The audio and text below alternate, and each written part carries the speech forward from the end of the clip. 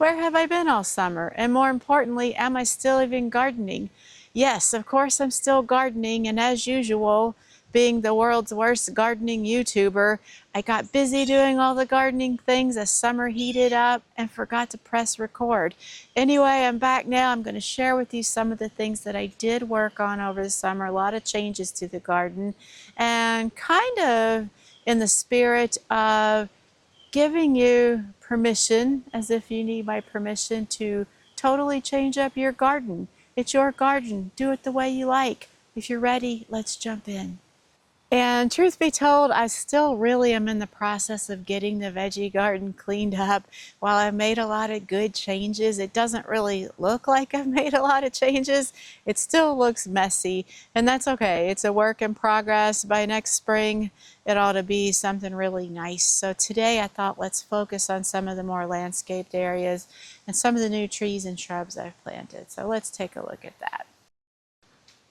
All right, we're going to head over here to this, what I've been calling the Sunny Ridge, but it's all just become one big garden here. This area to the left is shaded. Then over here to the right, it's sunny. And I've started adding in this brick edging. These were bricks that were left behind when we moved into the house 13 years ago. Our house is wood-sided. I don't know, there was a huge pallet of bricks that have been sitting here since the house was built 28 years ago. We just kept them, and now I'm finding a use for them. They're just laying on top of the soil now, but maybe I'll get them set in next year. Either way, I needed something to kind of define the area and give it more like a clear edge, just so that it looks more intentional. I've got a bunch of stuff planted in here, but it's all still really small, and it's getting a little scraggly now because, of course, cold weather's setting in. But I've got black-eyed Susans, echinacea, goldenrod. I've got a couple of arborvitaes, some agastache, yarrow, Mexican sunflower, Joe Pye weed, and what I'm thinking is, because the things are still so small right now, it doesn't look like much, so we probably will not do too much of a tour there. In the spring and summer, when that really starts filling in, I'll show you guys around there. And then I've also started planting in this area, just small, starting small with some ajuga, mostly ajuga, a couple of coral bells. And I want to show you my wood oats. I moved these were up closer to the house, and I moved them over here. These are doing really well. I planted these last year over in the other space and just relocated them here this fall or late summer, and they're thriving. They took the transplant really well. I love these interesting seed heads they get. That's really cool to me. Yeah, so that is wood oats. And a couple of the biggest changes I've done, I want to take you over, and then I'll show you some new trees and shrubs that I'm working on. It's a process, takes a while, and that's okay.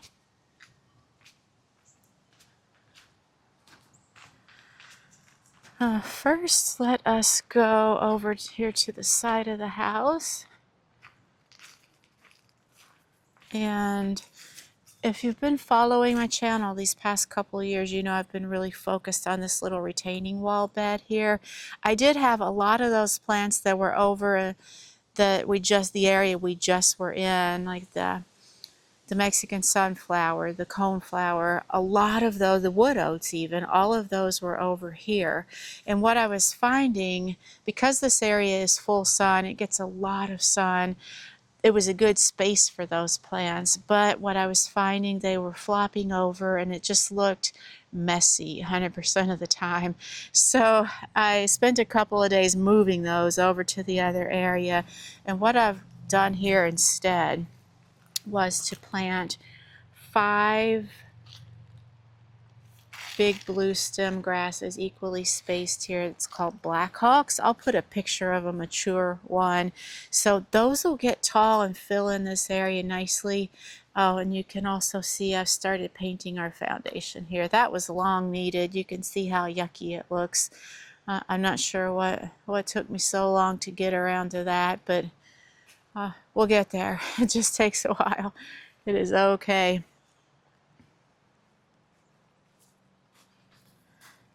New plants waiting to go in. I'm catching some really good end of season sales.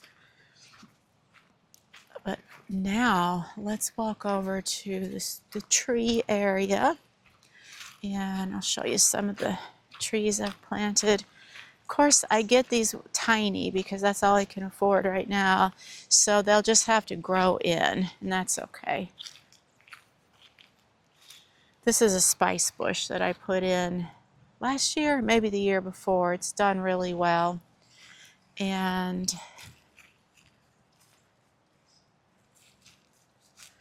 this is a tiarella. I forget the name of it. I'll put it up on the screen.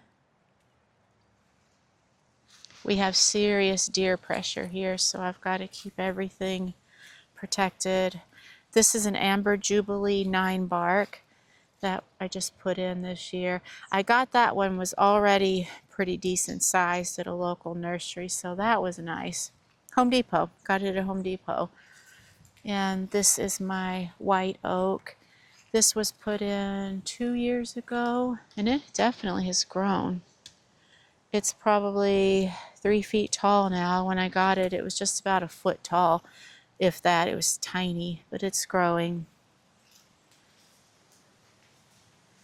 And over here we have an elderberry.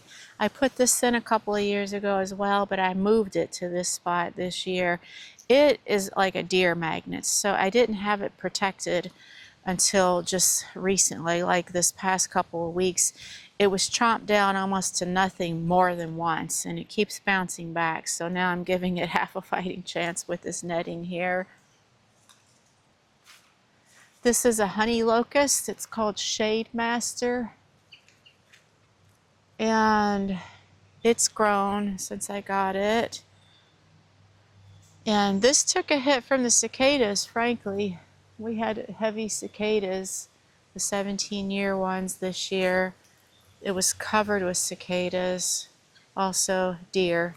So I spruced up the netting, hoping that'll help it a little bit. It hasn't died yet, so sometimes that's all that we can hope for at any point in time. This is a witch hazel that I just put in this year. It actually has what I think are some flowers there. I hope that's showing up for you. I've never grown witch hazel. I'm excited about this. Yeah. So that's new this year. And over here we have a tiny little serviceberry that I also put in this year. You can barely see it. It's so little. Now that I've getting it some better protection, maybe it'll thrive a little bit more. What else? So what I'm kind of envisioning for this whole space here is just full of native shrubs and trees with pathways kind of in between. Like for instance, right through here, there'll be a pathway, and then this space all in here will be totally full in. And once I get all the larger pieces like the trees and shrubs in, go around and tuck in some perennials and grasses and things like that just to fill it in so that it's full and lush. That's my goal. This is a button bush. I'm just noticing a freeze warning that just popped up on my phone. So, yikes. I've still got peppers on, so I might pick what's left. This is a chokeberry. You can barely see it because it doesn't have hardly any foliage on it. I'm not sure what happened to it, but it's still got some new buds on it, and I don't think that it's a lost cause. Oh, you really can't see it at all. Reach in there. So I'm hoping that'll make a comeback.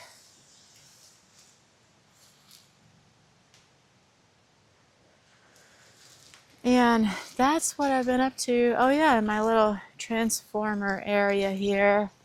This is another area where I'm using some of those bricks to kind of do an edging around.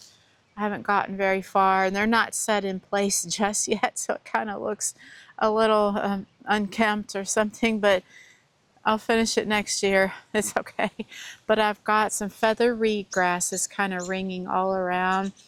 I only had two sides of this covered with the feather reed grasses and some yarrow. Then I decided to go ahead and do the feather reed grasses all the way around.